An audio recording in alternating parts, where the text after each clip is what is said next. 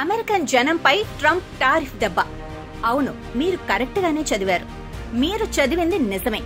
అయినా అమెరికా అధ్యక్షుడు Donald Trump తమ దేశ ప్రజలపైనే టారిఫ్ భారం మోపడమేమిటి, టారిఫ్ కూడా ఝులిపించడం ఏంటి అన్న అనుమానం రావచ్చు. కానీ జరిగింది జరుగుతున్నది అదే.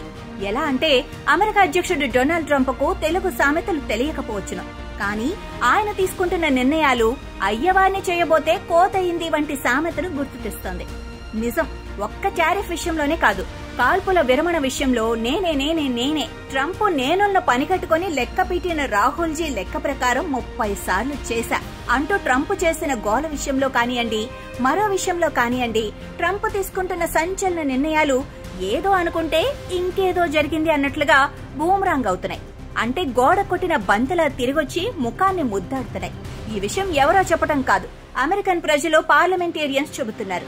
అవును, రష్యా నుంచి చమురు కొనుగోలు చేయటం మన దేశం చేసిన మహాపరాధం అని భావించిన శ్రీ ట్రంప్ మన దేశంపై ఎడాపెడా సుంకాలు విధించారు. ముందు 25% అన్నారు, ఆ తర్వాత మరో 25 కలిపి మొత్తం 50% చేశారు.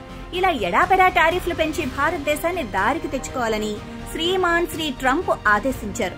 కావచ్చును, కానీ డామిట్ కథ అడ్డం తిరిగింది.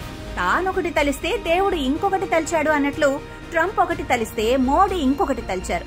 భారత ప్రయోజనాలను పణంగా పెట్టే ప్రశ్నే లేదని కుండబద్దలు కొట్టారు. దాంతో డామిట్ కథ అడ్డం తిరిగిందని తల పట్టుకోవటం ట్రంప్ వంతైంది. సరే, జరిగిందేదో జరిగింది. ట్రంప్ టారిఫ్ వలన అమెరికా ప్రజలకి ఏమైనా ప్రయోజనం జరిగిందా అంటే అది లేదు. వ్రతం చెడ్డా ఫలితం దక్కలేదు అన్నట్లు భారత ఆర్థిక వ్యవస్థపై పెద్దగా భారం పడలేదు.